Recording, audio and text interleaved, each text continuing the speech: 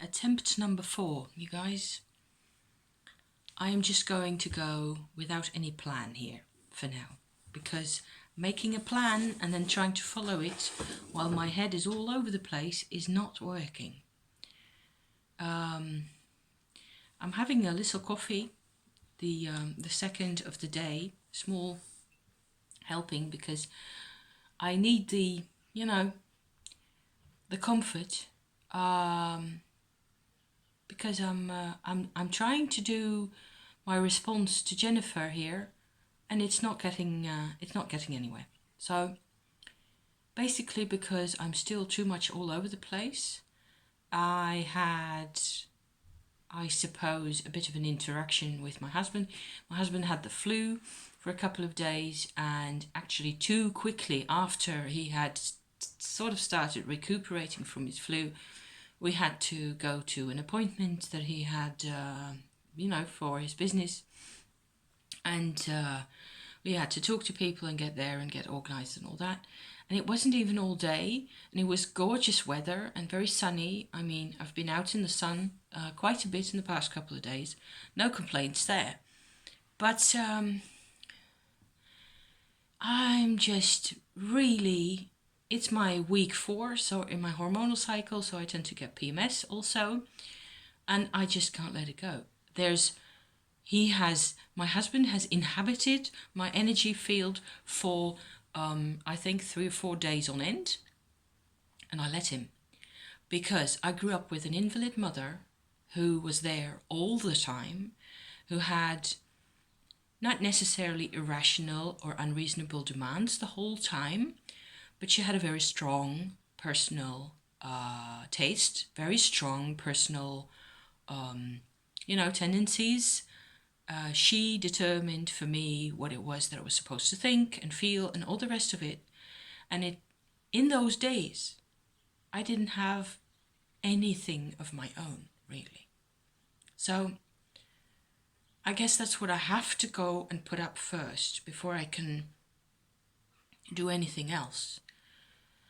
I hope I'm not going to completely melt down here, because it isn't even new territory. There are no new ideas here. There are no new thoughts. There's no new information in any of this at the moment. It's just the perspective is deepening again. And it has to have to do with Uranus moving over to Taurus again, because that's part of the astrological situation that my parents and me were in, both my parents. So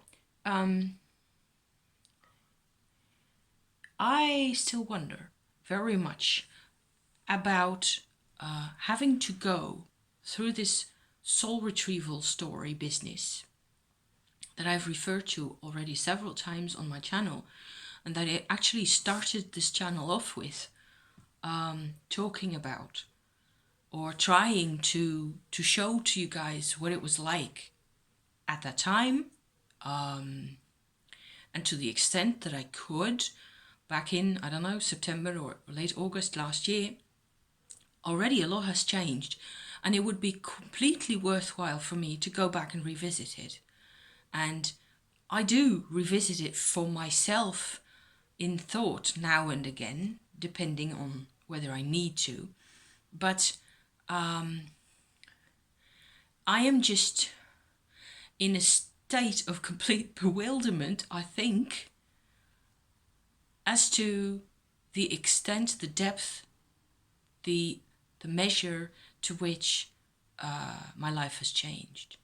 And just saying those words, my life is transforming as I am talking to you, and it has been like that for the past 5 or 6 years. It has gone on and on. I'm exhausted anyway. I'm just flat on the floor on my face, trying to catch my breath most of the time. And tagging along with my husband and doing, it's not the driving and it's not the talking and the, with this nice weather and all that. I'm not complaining. It's just that when he's not completely fit, he goes into I can't do a thing mode because he's a man. Let's face it, and he can't help it. It's okay. I mean, when you're sick, how else are you supposed to behave? Okay, so that's fine. Only it triggers the flaming daylights out of me. And not only in respect to this thing where my mother was an invalid and I had to do the shopping and I had to massage her and I'd listen to her and I had to conform to whatever it was that she had in her mind, and she had needs and her needs always went before mine anyway, and so on and so forth. All that, yes. On top of that, there's this invisible, huge, big quartz layer, like this big, that I still can't really explain, that I didn't really have an identity back then. Until I was 48 years old, I had no identity to speak of. I wasn't really a person. I didn't have a heart. I was made out of flaming cardboard in here. I had no emotional life to speak of. I could get upset about things, or funnily enough, I could get defensive or even aggressive. I could be angry. I could be afraid. Very good at being afraid. Oh, yes. Nothing ever registered as mine in my life. I didn't, and you can blame my mother for that. I can blame my parents. I can sit here and blame my parents for the rest of my life. What good is that going to do? So I went on this weird journey where I was more or less pushed in that direction anyway by several people who said that there's something not right with you and you're emotionally not, functioning properly. You're not connecting. I had no clue. I didn't know what that meant. I mean, I could hear the words. I know connecting, what that means, but it didn't make it any easier for me to do that which they were telling me that I wasn't doing. I didn't get the instruction manual how I was supposed to change my programming, because you don't, do you? You don't get the manual. You just have to make it up as you go along. And I ran into this YouTube video by Brian Weiss about a regression session that was a hypnotherapy, not really hypnosis. It's just a very mild sleepy state that he puts you in. I watched that. I went along with I followed what he said. It was half an hour, slightly more than half an hour. And of that, maybe 10 minutes were really, like nitty gritty, getting down to it. And I found this woman in a hole in the floor, and I don't know where it is. I have no historical information. I have no data, nothing. And I have had, since then, I've had several times that I've gone back there and I've seen more details. I've picked up more of the atmosphere, etc. But it's always been just about her, and just about her and me being one and the same person. And it feels, I cannot put it any other way. It feels like I lost a part of myself, probably somewhere in the 15th century. The emotional part of me, the part that connects, the part that links up to people, that belongs, that part was stuck in the 15th century. And here I was. At that time, I was 48 years old. I was walking around the planet. I'd been, having all sorts of experiences, dealing with people, coming out of a family background and all the rest of it. And I didn't know what it felt like. I had the mental frame, I wasn't stupid, I think, other than not being able to connect, And then it took me another 3 years after that YouTube session to ask a guide, a spiritual guide, non-physical, that I knew, that I trusted completely, to create a link between those two people, those two women. Because I couldn't do it. I wasn't making it happen. And it was like a zipper, like that was closed, just like that, in an instant. I've looked at the horoscopes of both of those dates. Meh, can't really say anything special comes out of it. There's a couple of items that I can say, yeah, maybe that has something to do with it. Maybe. Nothing really all that specific. Nothing, sure, obvious, that's it. Only after that happened, I started becoming a person. That was in 2015, in September. And since that time, I've actually been working at getting my person, whatever that means, getting an identity, an emotional self that actually works. And I don't normally, now in 2019, what is that, 4.5 years later, I don't normally think of the way things used to be anymore. But I suppose I was really reminded in the past couple of days, on a sort of a visceral level, in the background, in the, right there where you can't really see it. Yeah, I was kind of reminded of being that helpless and being so a pair of eyeballs floating through space. That's all really that I could. It sounds very dramatic, and it wasn't. It was the opposite of dramatic. I could dramatize really well. I could, have all sorts of tantrums, but there wasn't any me in there, if that makes any sense to anybody.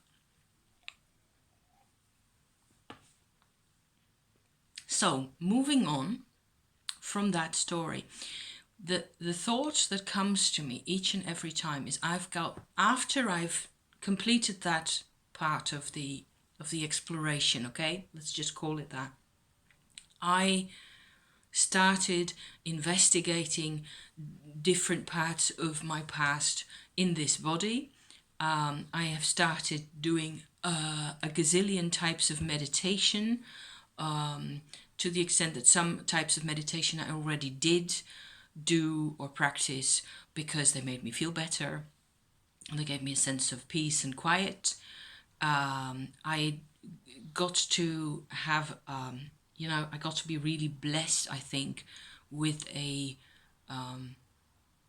deeper and growing sense of connection to my soul, which I have a whole different theory about.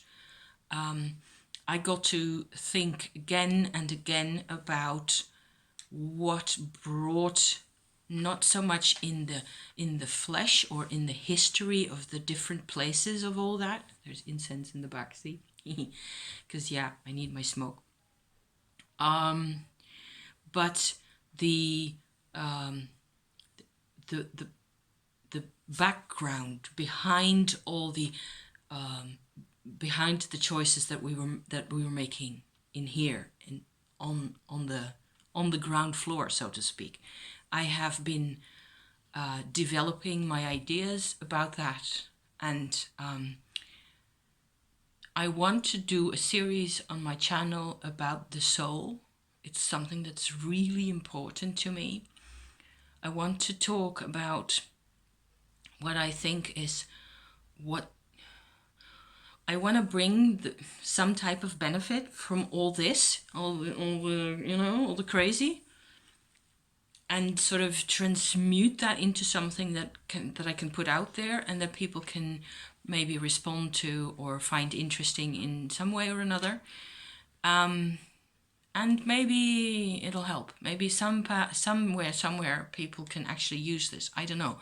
It's food for thought. basically. That's my idea. And I think that there is a lot that can still be investigated. I'm only beginning this, the relationship between a physical person on this planet and their soul is a very complex one. And I think the way I look at it nowadays, I see it as the soul is this huge, immaterial, intensely strong and hardly at all ever changing awareness, consciousness that is really you. It is really yourself. It is absolutely the closest thing to self that you can find as to, what you can come into contact with. It is much more me up there than I am me down here. But I was put here for a reason. And the way I function, if I can call it that at the moment, is an expression of a particular side of that soul. And it is all, there's a plan to the whole thing. That's what I feel nowadays. And a lot of that I have just sort of seen bits of, I think, where the energies that we work with, when we're interested in that type of thing, we get to work with all these energies. I can work with energies on all sorts of levels, and I know when I can just, have a go at my husband, for that example, I can make things happen, and it makes a huge difference to him. I'm making a change. So at least part of what I am seeing and doing is, it conforms to the truth, or whatever that's supposed to mean. So I'm still very hesitant to pronounce or to believe anything, in a very definite manner. The soul is the most definite thing there is. I have no doubts about the soul. It's just getting from there to here. And the way, to me, it's been extremely useful and helpful to see my soul as a fountain of practically limitless energy and power and structure and strength that is not incarnated.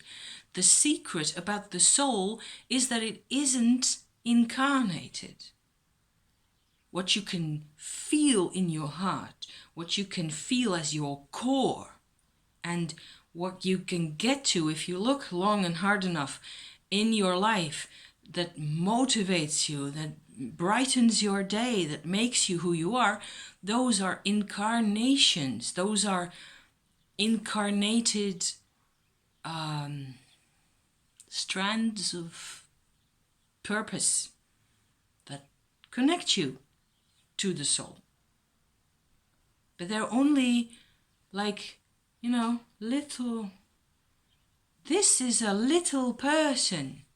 The soul is just like this huge, humongous wheel against the sky. That was Frozen. In Frozen, you get this snow crystal in the sky. That was very, very operative for me to watch that. If I'm not making any sense, I'm sorry, guys.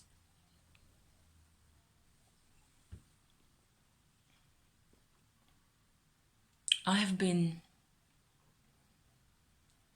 have been so lost before all this came out. And what I'm doing on the tube nowadays is just with you guys.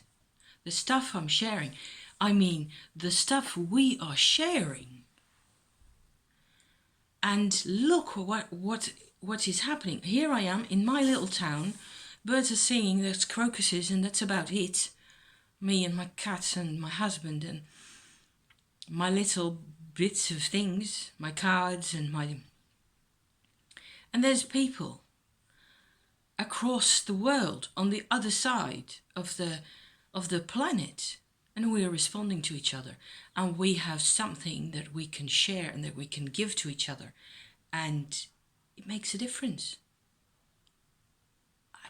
We could not have dreamt of this type of stuff when we were growing up, most of us, I think. So on that slightly more hopeful note, I'm going to have another go at Jennifer's VR here.